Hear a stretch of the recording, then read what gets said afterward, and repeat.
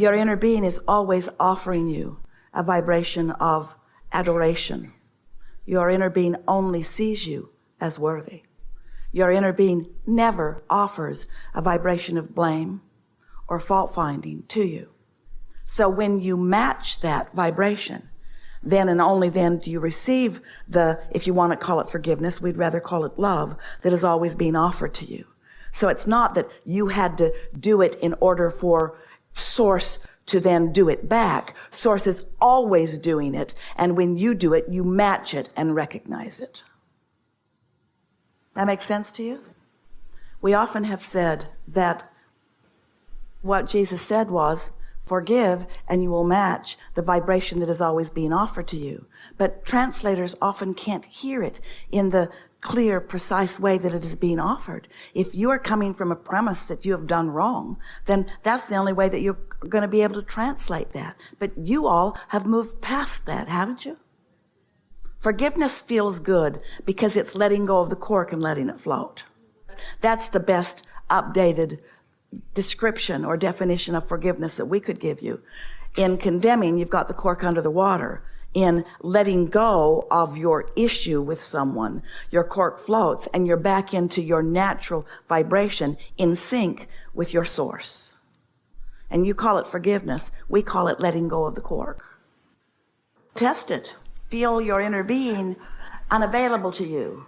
Then love yourself and feel your inner being right there, meeting you with your own loving thoughts about yourself. There's no way you can misunderstand it. Test it. Love yourself or love others and feel the harmony of that. Or condemn and find fault and blame and feel the discord in that. And then choose the one you like the most.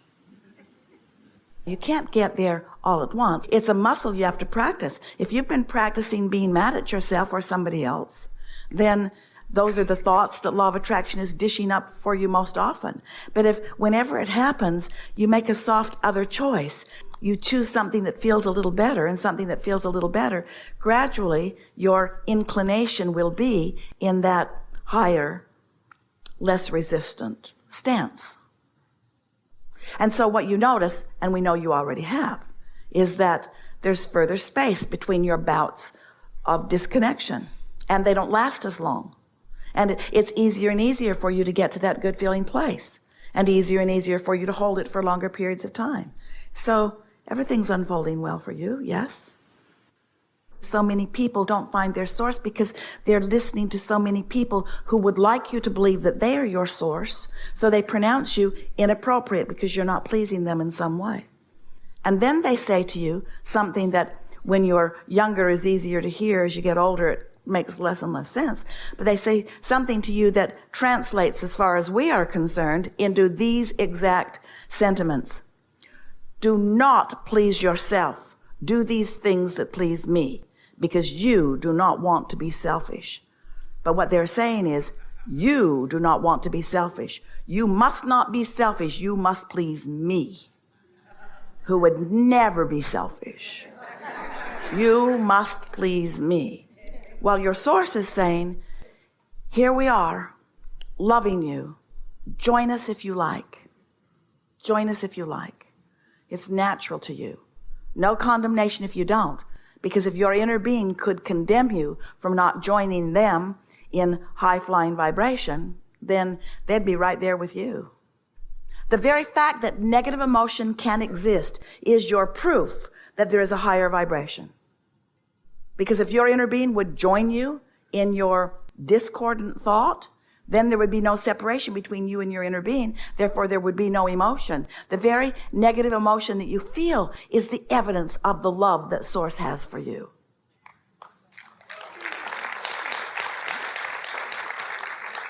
And some days you say, Source must love me a lot. A lot. Because there is a big difference between how they must feel and how I'm feeling, because it's gut-wrenching. A more accurate way of saying it is, I've just practiced not liking myself more than I've practiced liking myself. I've taken the perspective of others who have held me as their object of attention when they've not been in alignment. And I've let that be sort of my touchstone for setting my own vibrational frequency. You can't watch any of those all-day news channels who are desperate to find something to catch your attention without coming to the understanding that they believe that your greatest proclivity is to bad news, not good news, because they're going for ratings. And so their statistics have shown them that more people are calibrated to vibrations of fear and vulnerability and anger than are calibrated to joy. You just can't watch that without practicing vibrations that are different from what your inner being feels. Now, your inner being, in its absolute compassionate state of being, can look at anything that is happening on your planet and not lose vibrational integrity with source. But it's only because the detail is less. In other words, you are the ones in the trenches out here. You're the ones out here on the leading edge. You're the ones defining more of the contrast. You are the ones with the hardest job, really, because you are the ones who are witnessing close up and personal details of life that sometimes cause you to not feel all that high flying. But that contrast in and of itself activates a desire to feel better. So the work that we want to do with you and others who are feeling like you are feeling is we want to find a way of tapping into your willingness to at least understand that it is good for you to feel good. That you feeling good is good. That you feeling good is good.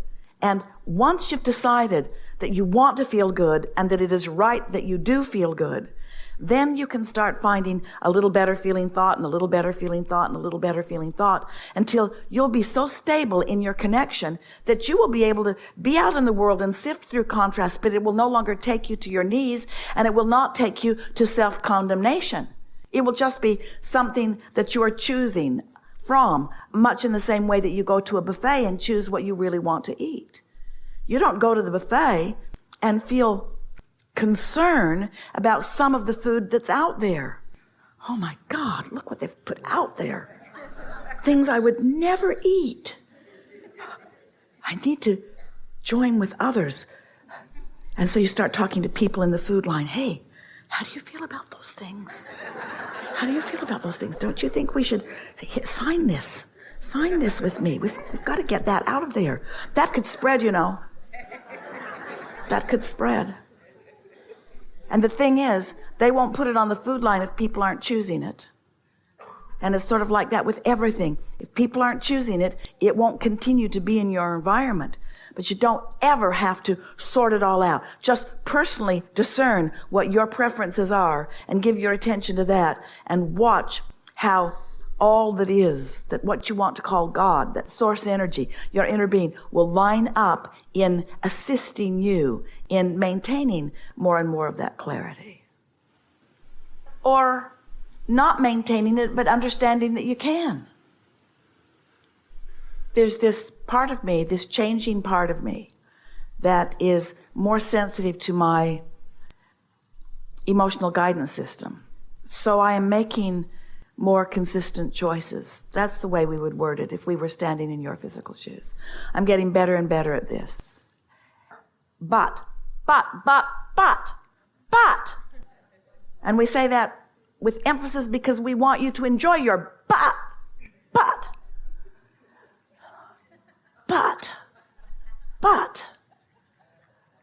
I can't hold it there all the time.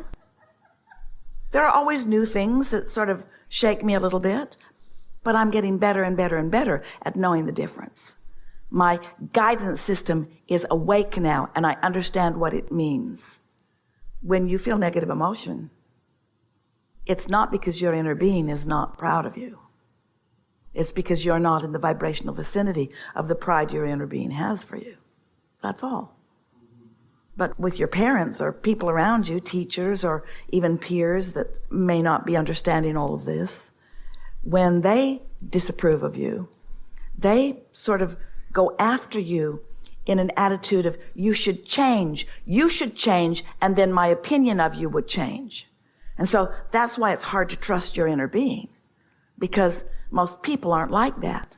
If you've got a dog, that dog will teach you what your inner being knows. Always loving you. Always quick to go right there. Now just enjoy what you know and don't suffer when you deviate from it. It's all right. There's no vulnerability because of us. There's no vulnerability because of them. And there's really no vulnerability out in the world either. But it takes a little while for you to come to know that. It's not easy to accept the predominant, powerful point of view of source energy, because you all have become so accustomed to translating everything that you understand through your physical senses, where you can see it and hear it and smell it and taste it and touch it.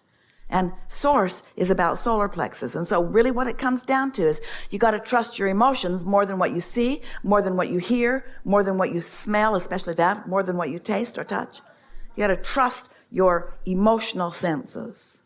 You know how sometimes you'll hear, and it's really accurate, when someone who is physically focused has one or more of their senses that is not operating the way most do. Someone is not sighted or they cannot hear. And they always speak of how their other senses become stronger. But really, the sense that becomes the strongest is their emotional sense. They just become more intuitive. They get impulses and insight. You could have no physical senses, and while you would not enjoy this time-space reality anywhere near to the degree that you do with all of your physical senses translating vibration, we really want you to play those physical senses down while you play your emotional senses up. Because once you are alert and aware of your emotions, you can catch them at the earlier subtle stages, and then it won't feel like a runaway train. Then it won't feel like something you can't control, because you can subtly guide it, just like we're talking about the rumble strips on the road. It's easy for you, for most of you who've been driving. You understand about driving. And when you feel the rumble strip, you don't make a big deal about it. You say, oh my God, what was I thinking? I've allowed my car to drift onto the rumble strip. I am so inadequate and unworthy. I should have listened to my mother. Instead, you just say, oh, if I keep this up, I'm going to be off the bridge. It's not even something that you consciously are contemplating. You just bring yourself back into alignment. It's a natural awareness response, you see. And in time, that's what a little bit of negative emotion does for you too. It's the rumble strip. Without having a big conversation about it, you just correct your driving and put yourself into the center of your lane again. That's all. That's all. And it's not more important than that either. Get all four wheels on the other side of the rumble strip. Now things get more dicey. So the key is to catch it at earlier subtle stages, yes? Yeah. So it's just by being aware. And that just means you're exploring a lot. And you're not doing it without knowing that you're doing it. And that's all that's required. So all is well, yes? Sometimes you get on one of those rolls where you're in the receptive mode and everything is cooperating and you know it. And we know how intoxicatingly delicious that is. But it's not natural for you to always be right there like that. Just appreciate all of it. Think about that receptive mode that feels like exhilaration, that high-flying, I'm invincible, and the entire universe is cooperating with me feeling. And then think about the feeling of interest in something, which is not nearly the momentum of the other, but it's sweet too. And so just move around in all of those good feeling emotions, and don't be demanding of yourself. Don't get yourself into a competitive pitch with yourself where you're making demands that are unnatural for you to achieve in this moment or this moment. Just like it all, and lean in the direction of what feels the best.